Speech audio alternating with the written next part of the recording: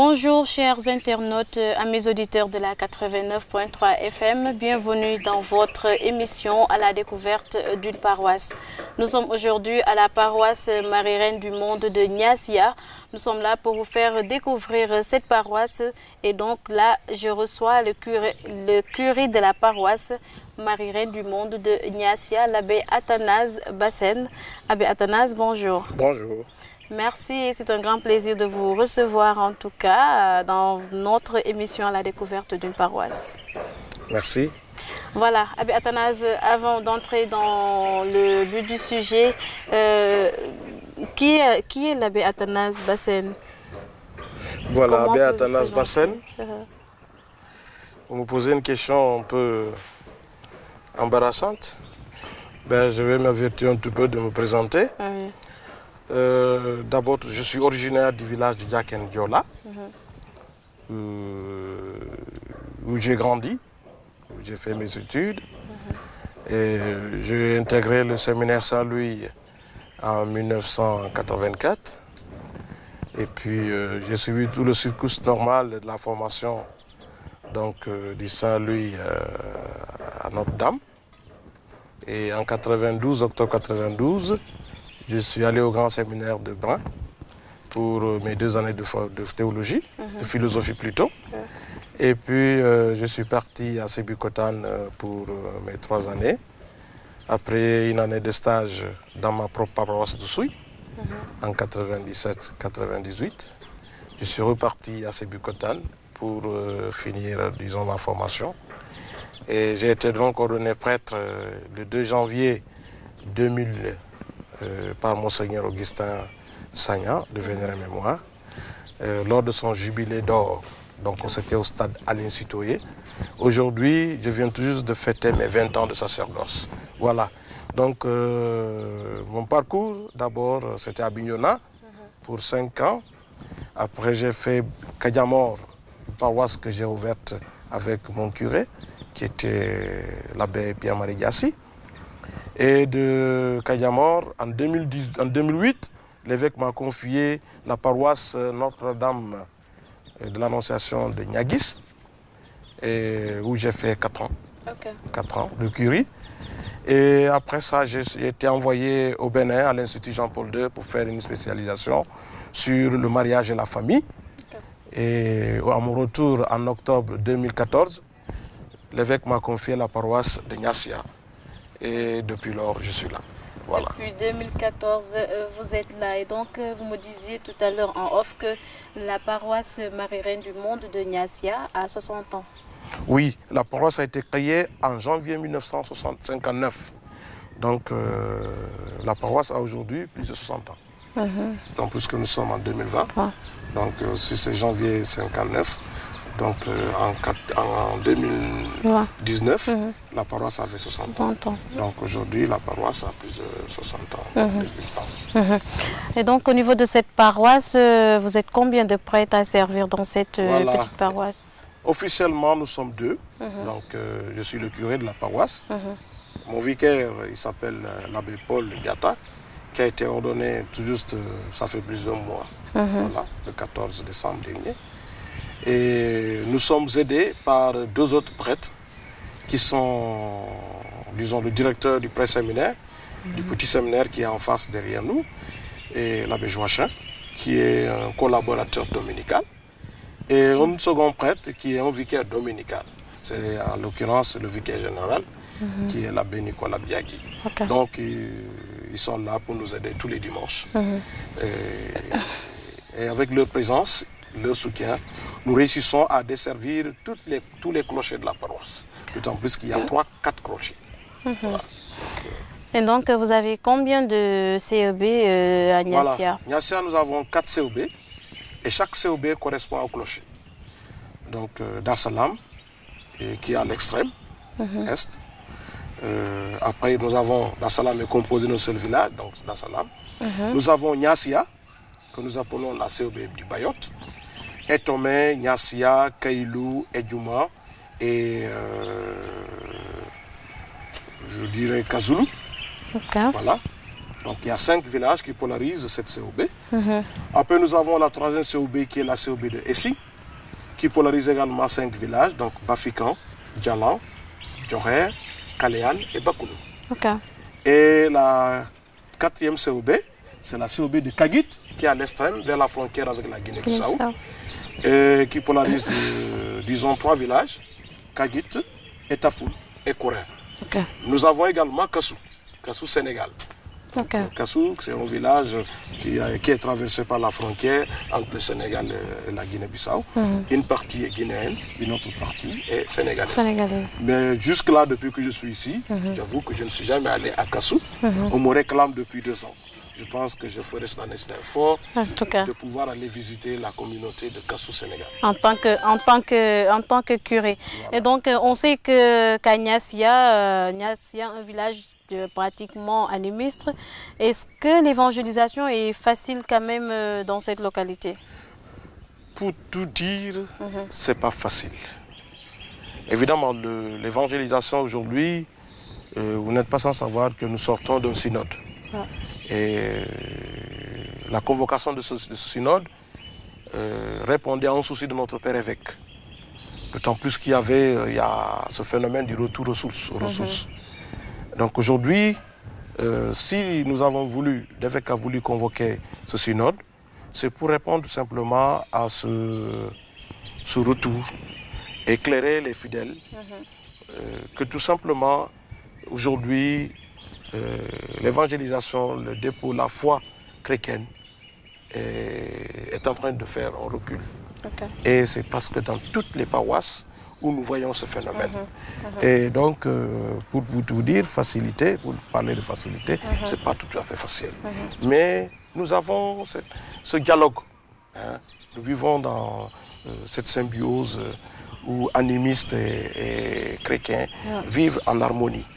Mais je puis vous dire ici tout simplement qu'il y a une certaine prédominance de la religion traditionnelle par rapport à la religion chrétienne au niveau de la localité. D'autant plus que la localité est plus animiste que catholique. Voilà. Mais n'oublions pas aussi qu'il y a quelques villages, quelques poches musulmanes. À Djorer, il y a une bonne communauté musulmane. Et Kagit, qui est particulièrement une communauté musulmane. Voilà. Et donc, au niveau de Niassia, comment est-ce que vous menez vos activités? Comment est-ce que la paroisse est organisée? Voilà. Nous sommes, disons, répartis en aumôneries. Donc chaque prêtre a une communauté à gérer. C'est une communauté à gérer. Évidemment, le curé prend 2 communautés, puisque c'est lui qui est le responsable. Je prends le centre de la paroisse, c'est de Niassia. Je m'occupe de Niassia. Il y a un vicaire qui s'occupe du secteur de Dassalam. Et un autre prêtre qui s'occupe du secteur de Essi. Et je m'occupe aussi du secteur de Kagit. Et Kagit, c'est vraiment un secteur d'évangélisation. C'est une communauté toute jeune qui a besoin d'être accompagnée, d'être assistée. Et que notre présence aussi nous donne un peu de courage de pouvoir tenir. Et c'est pourquoi nos prédécesseurs ont tout fait pour que Kagit puisse avoir une chapelle. Une chapelle, elle est petite, oui. Aujourd'hui, nous commençons à sentir sa petitesse parce que la communauté commence à grandir. Voilà. Mais elle est toute jeune. Donc, chaque année, nous avons jusqu'à plus d'une trentaine de baptêmes d'adultes, jeunes adultes, qui nous proviennent de Eramé, un peu de l'autre côté de la Guinée, et qui viennent se faire scolariser au niveau de Kagit, où il y a tous les cycles jusqu'en 3e. Donc, vous voyez un peu donc, du CI jusqu'au CM.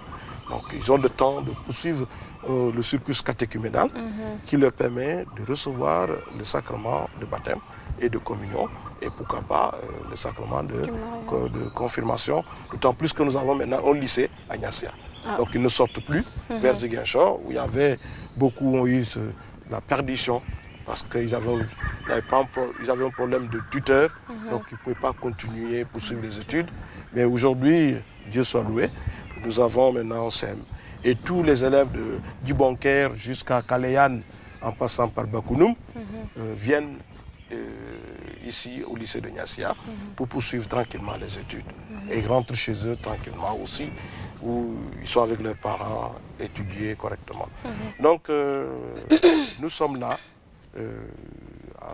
nous essayons de gérer la communauté comme nous pouvons, avec le soutien aussi des sœurs, du 5 Cœurs de Marie qui sont là, qui sont d'un grand apport, surtout au niveau de la catéchèse.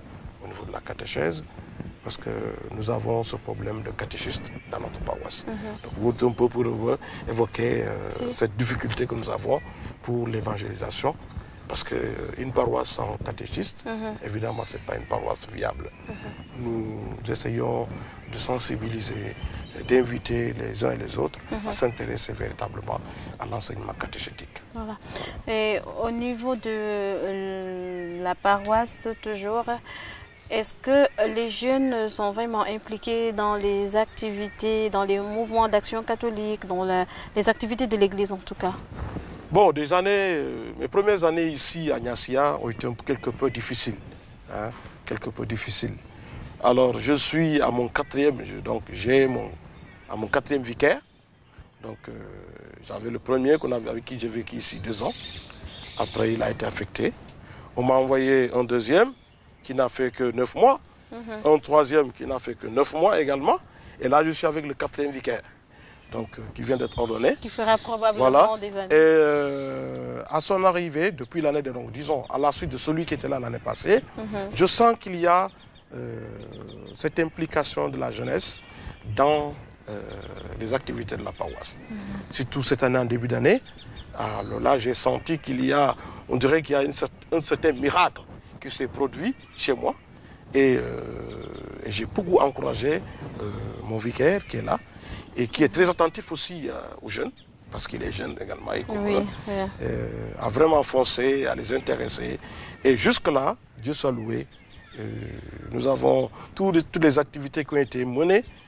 La jeunesse a été aux avant-postes. Donc, je prie que vraiment ce vent d'élan qui a soufflé dans notre paroisse, je pense que cela va continuer, d'autant plus que nous nous préparons véritablement à cette grande manifestation qui va se passer chez nous dans, disons, 2 semaines. Voilà, j'allais y venir. Donc, est-ce que la paroisse Notre-Dame Marie Reine du Monde a des événements phares, des événements qui marquent en fait son église? Ah oui, voilà. Nous avons, comme toutes les paroisses de notre diocèse, la première organisation que nous vivons et qui regroupe toute la paroisse, c'est l'ouverture de l'année pastorale. L'ouverture de l'année pastorale. Nous avons toutes les entités, tous les mouvements, toutes les structures qui sont représentées, d'autant plus qu'il y a ce qu'on appelle l'envoi mission du curé. Nous recevons cet envoi de l'évêque, et nous qui sommes représentants de l'évêque dans les paroisses, nous avons aussi nos collaborateurs que nous envoyons en mission dans les secteurs, dans les mouvements, dans les structures et les mouvements d'apostolat. Donc c'est la première organisation qui mobilise toute la paroisse en début d'année autour, disons, la fête du Christ roi. Donc, disons, le 24e dimanche du temps ordinaire, qui couvre l'année en cours pour entrer dans la nouvelle année liturgique. Alors, après cela, nous nous préparons à célébrer la fête du Butosu. Bon, Butosu, c'est la sauce extraite des palmistes, du noix des palmistes. Donc, du jargon local, on appelle Butosu. Dans d'autres localités de la région de Ziguinchor, on peut dire Fritefu, Kachambong. Bon, mes parents bandial diront Gatos. Gatos, voilà, exact. Donc voilà un peu. Et cette fête, c'est vraiment le label Niassia. Voilà. Pourquoi? Et accompagné, parce que tout simplement, ici, les gens ont une façon de le cuisiner.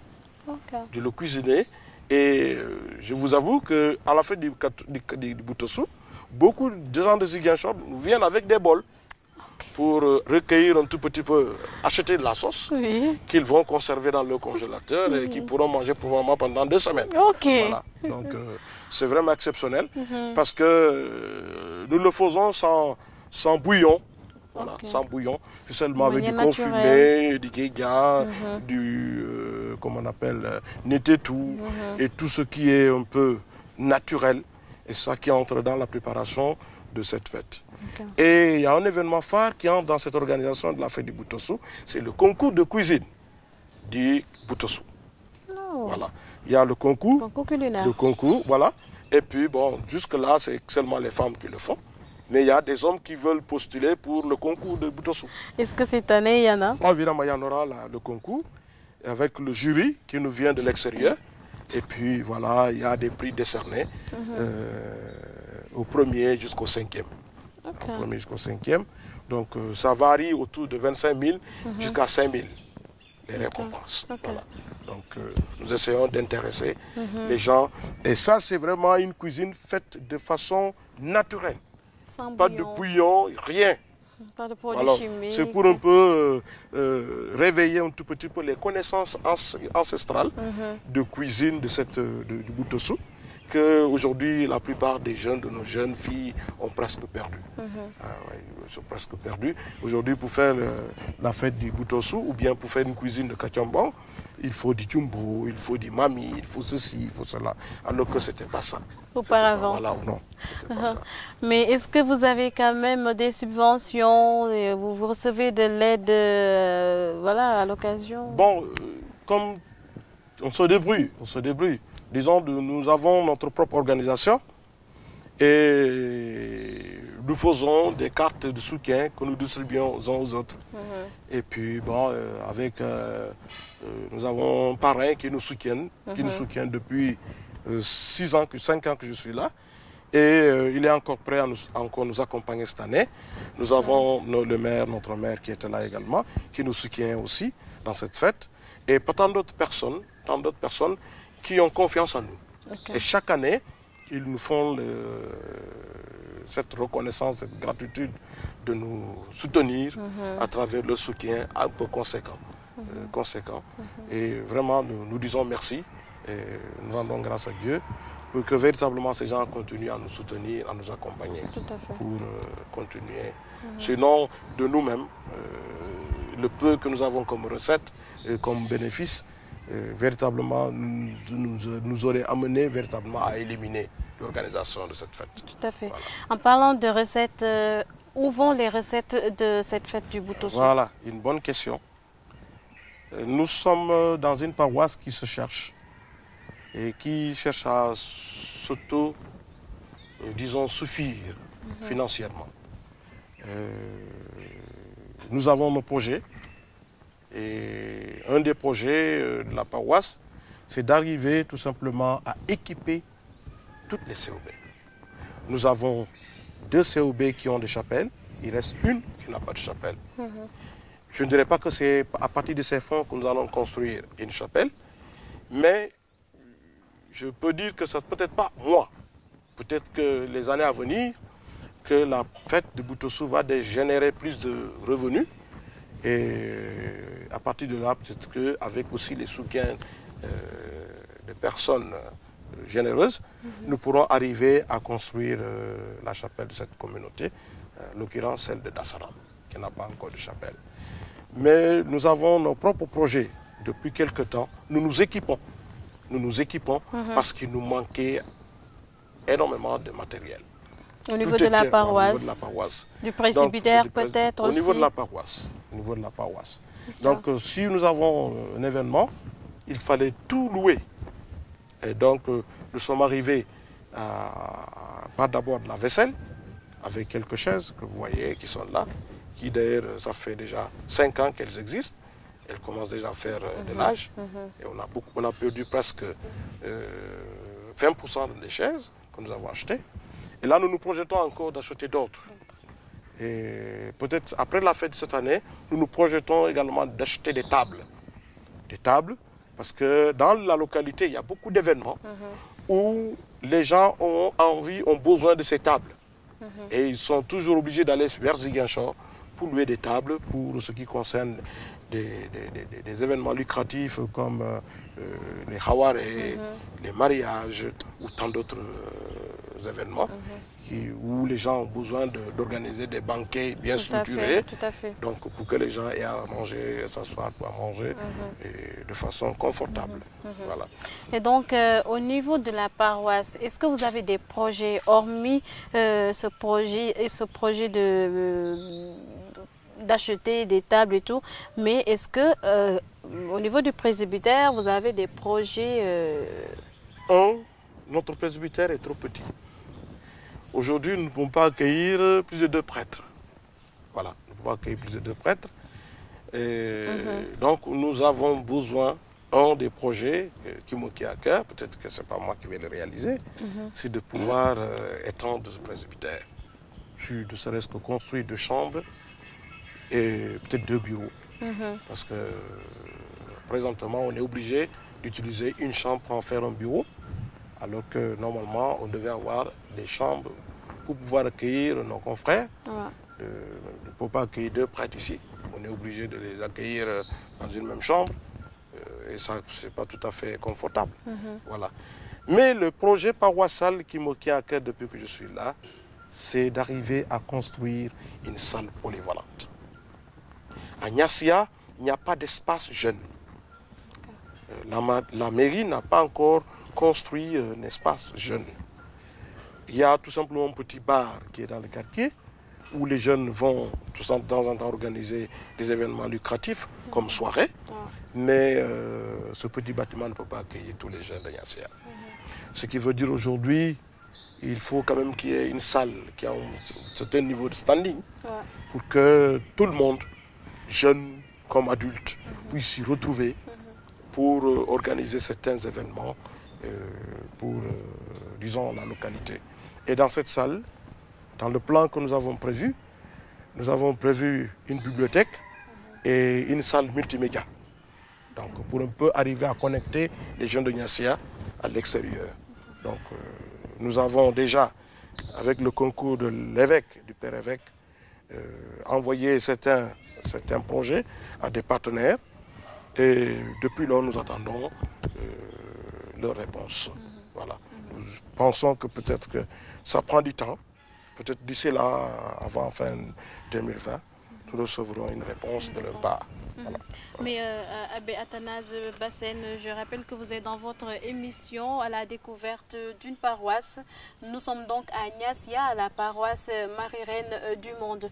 Abbé Athanase Bassène, de quoi vivent les prêtres de Niassia? Voilà, une belle question, peut-être un peu de curiosité. Voilà, je peux dire tout simplement, nous vivons, disons, du peu que le diocèse nous donne. Mais nous ne pouvons pas nous contenter que de cela. Voilà. Nous avons nos connaissances, mon vicaire et moi, nous avons nos connaissances. Et depuis quelque temps, depuis 3 ans que je suis arrivé, donc 3 ans après mes 2 années que j'étais ici, j'ai pu initier tout simplement l'élevage. Donc j'ai aujourd'hui une porcherie où j'ai peut-être plus d'une vingtaine de têtes. Hein. Bon, voilà, avec quelques soucis, surtout que ça commence à prendre de l'ampleur. Donc ça demande beaucoup d'investissement. Surtout l'aliment. Ah, ouais, l'aliment, il coûte très cher dans notre région. Et puis nous sommes obligés de faire avec pour que nous puissions véritablement arriver à une certaine autosuffisance financière. Donc aujourd'hui, nous n'avons pas encore bénéficié des fruits de cette porcherie, mais je pense que peut-être d'ici la fin de cette année, je pense que nous pourrons. Sinon, il y a la générosité des fidèles. Ah oui. Nous sommes très bien aimés ici. Hein. Moi, je le dis à qui veut l'entendre, nous sommes très bien aimés. Et là, présentement, d'ici peut-être le mois d'avril, je vais arrêter de manger le riz des boutiques. Parce que les gens, après les récoltes, ils nous donnent beaucoup de bottes de riz pani, que nous séchons, nous allons, nous portons au moulin, que des fois, l'année dernière, par exemple, j'ai pu avoir jusqu'à plus de 350 kilos. Ce qui veut dire que j'avais presque plus de 170 kilos de riz que j'ai mangé presque tout l'hivernage. Donc cela nous permet également de faire des économies par rapport au riz que nous achetons. Et vraiment... consommer local voilà, aussi. exact. Hein? Voilà. Donc c'est dû à la générosité des populations, des fidèles. Voilà, exact. Exact. Voilà. Nous sommes vraiment gâtés ici, ça il faut le dire, pour ne pas trop exagérer. Et nous sommes gâtés ici avec le soutien de tout le monde. Dans toutes les COB où nous allons, toujours il y a quelque chose qui nous est donné gracieusement par un des fidèles. Ah. Parce qu'ils sentent l'effort que nous fournissons pour aller vers eux. Pour aller vers eux. Malgré nous avons des moyens assez limités, surtout le carburant, nous avons un véhicule qui n'est pas tout neuf, qui demande beaucoup d'entretien. Et puis voilà, donc les gens sentent que les prêtres fournissent beaucoup d'efforts, beaucoup de sacrifices pour aller vers eux. Voilà. Donc à Agnacia, on retrouve... à Agnacia, il y a le séminaire Saint-Jean, il y a la congrégation des filles du Saint-Cœur de Marie, il y a les prêtres. Donc, comment est-ce que vous vivez en fait Voilà, nous sommes tous ensemble. Hein. Voilà, nous sommes ensemble, nous travaillons ensemble. Donc, la semaine, nous avons 2 messes ensemble, les lundis soir à 18 h et les jeudis soirs à 18 h. Donc, toute la communauté du séminaire, les jeunes, les petits-enfants qui ont 9-11 ans, c'est eux-mêmes qui animent les messes du lundi et du jeudi. Et le samedi, nous consacrons, nous disons une messe avec les sœurs chez elles-mêmes, dans leur chapelle. Voilà. Donc depuis que je suis là, j'ai voulu que ce soit de cette façon-là. Donc tous les samedis, nous deux, les prêtres, donc mon vicaire et moi, nous allons avec les sœurs, nous faisons une messe avec les offices, en récitant les psaumes le matin, avec quelques laïcs qui viennent aux messes du matin, tous les jours.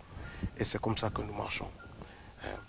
C'est tout simplement, on peut répondre à l'invitation du Seigneur.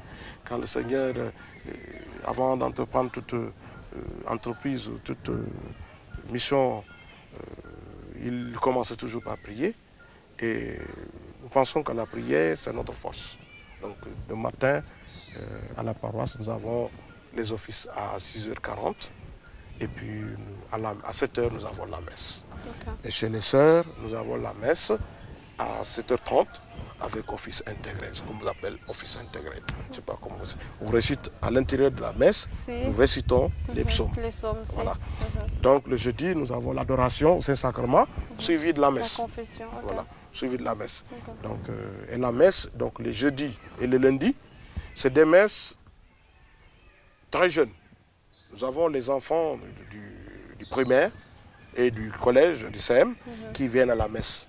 Et là, nous prêchons, nous leur parlons, nous dialoguons avec eux pour les amener à comprendre la parole de Dieu avec quelques exhortations et pour les aider vraiment à être plus chrétiens. Voilà. Et demain, évidemment, ce sont ceux-là qui vont prendre les règnes de la paroisse. Et nous ne serons pas là éternellement. Donc nous essayons un peu de faire, avec notre petite ingéniosité, à amener les jeunes à s'intéresser vraiment à la vie de la paroisse. Est-ce que la chorale est active? Oui, cette année, vraiment, avec mon vicaire, tout marche. Tout marche. Et là, il y a un concert qui est en vogue. Il va venir peut-être moment. C'est un concert spirituel. Si vous pouvez venir à ce concert, ça va être bien parce que c'est des chants priants. Voilà. Donc, et là, ils sont en train de préparer la messe de la fête du Butosu, où nous invitons chaque année un prêtre de la localité. Donc cette année, nous avons invité l'abbé Bertrand Bagui, qui va nous dire la messe, disons une messe d'action de grâce, pour saluer ses parents de Agnacia, mais aussi les parents aussi, cette joie d'accueillir leurs fils natifs de la localité, qui sont devenus aujourd'hui prêtres. Voilà. Donc chaque année, nous le faisons pour un peu, disons, manifester notre reconnaissance. Parce que tous les événements qui se passent ici, joyeux comme malheureux, ils sont toujours là. Ils sont toujours là. Ils ont leurs occupations, c'est vrai, mais ils font toujours l'effort de venir accompagner leurs parents quand il y a des moments de douleur, mais également de joie, comme la fête du Kachambon. Donc nous faisons cette ouverture d'inviter chaque année un des leurs pour pouvoir venir véritablement, non seulement dire la messe, mais aussi nous parler la parole de Dieu. Voilà. C'est ce qui est plus important d'ailleurs. Voilà. Voilà. D'accord. Et donc l'actualité obligée à Athanase, on en parle. Donc ces derniers temps, on note beaucoup de violences, beaucoup de meurtres par-ci par-là au Sénégal. Et quel message lancez-vous? Voilà, c'est un peu inquiétant. C'est un peu inquiétant de voir que surtout c'est les couches vulnérables qui sont victimes de ces actes, disons, ignobles. Voilà, merci du terme. Et c'est les femmes, les enfants qui en souffrent autant. Ce matin, je regardais un peu la revue de presse au niveau de l'émission Kinkeliba, où c'est écrit un gardien d'un dara battu, un talibé à mort. Je ne comprends pas. C'est inadmissible qu'on puisse admettre dans un pays qu'on dise de droit aujourd'hui que des gens continuent à poser des actes aussi regrettables, aussi, je peux dire, disons, ignobles envers ces couches vulnérables. Et je pense que aujourd'hui, en tant que pasteur, c'est tout simplement interpeller aujourd'hui ceux qui nous gouvernent. Ceux qui sont là aujourd'hui pour faire parler la loi. Et ceux-là qui votent les lois. Je pense que c'est à eux aujourd'hui de prendre leurs responsabilités. Nous prions pour que le Seigneur puisse parler au cœur des hommes. Mais nous avons aujourd'hui ce qui se passe dans notre monde. Tout ce qui a idéologie nouvelle, qui aujourd'hui renverse toutes les valeurs familiales, les valeurs humaines, les valeurs sociétales. Et tout cela, aujourd'hui, je pense qu'il va falloir que tout le monde puisse se ressaisir et que chacun se dise quelle est ma responsabilité dans tout ce qui se passe. Quelle est ma responsabilité? Donc notre responsabilité, c'est de pouvoir arriver à conjuguer nos efforts pour parer à ces forces occultes. Parce que c'est pas aujourd'hui, il ne faut pas se leurrer, c'est des forces occultes. Des forces occultes. Et moi je dirais même, c'est des forces diaboliques. Des forces diaboliques. Et je pense qu'avec la force de la prière et, comme on appelle, la communion, la cohésion, l'harmonisation des efforts des uns des autres, on peut arriver tout simplement à faire reculer ces forces occultes. Ouais. Et bon, j'interpelle aussi les parents. Je pense qu'aujourd'hui, on voit cette démission des parents dans l'éducation des enfants. On veut laisser aujourd'hui l'extérieur éduquer nos enfants. Nous avons nos valeurs africaines. Je pense qu'il faut que nous puissions revisiter ces valeurs pour donner à nos enfants des raisons d'espérer pour un avenir meilleur. Voilà. Donc voilà un peu ce que j'avais à dire par rapport à ce phénomène qui est désolant pour notre pays aujourd'hui et pour, disons, la sous-région. Voilà. Merci l'abbé Athanase Bassène. Je rappelle que vous êtes le curé de la paroisse Marie-Reine du Monde de Niassia. Et donc voilà, merci en tout cas d'accepter notre invitation chez vous. Merci beaucoup. En tout cas, ce que je vous dis, tout simplement, vous êtes tous invités à la fête du Butosu, qui va arriver, donc ça sera du 14 au 16 février de ce mois. Et nous avons donc du 14 jusqu'au 16 beaucoup d'événements, beaucoup de surprises à présenter à nos hôtes qui vont venir tout simplement nous soutenir dans cet événement. Et ce que je dirais tout simplement, nous vous attendons tous. Voilà. C'est l'appel que je veux lancer. Nous vous attendons tous. N'oubliez pas que la fête du Kachambon est accompagnée avec le bleu de Niassia. Le bleu de Niassia, c'est le vin de palme. C'est la vraie denrée qui attire autant de personnes. Et vous soyez sûr que cette année, il y en aura beaucoup. Voilà. Donc, venez découvrir le Gathioumbong et le bleu de Niassia à l'occasion de cette fête du Gathioumbong, la fête du Bouteus. Ça sera donc ici à Niassia, à la paroisse Marie-Reine du Monde. Chers auditeurs, chers internautes également des www.gms.sn, c'était donc votre émission à la découverte d'une paroisse. Merci à toute l'équipe technique, Didier Diouf, Amara Goudiabi, Issa Sadio pour la liaison. Merci de votre fidélité également. Nous viendrons chez vous pour faire découvrir votre paroisse également. Merci de votre fidélité. Au revoir. Merci.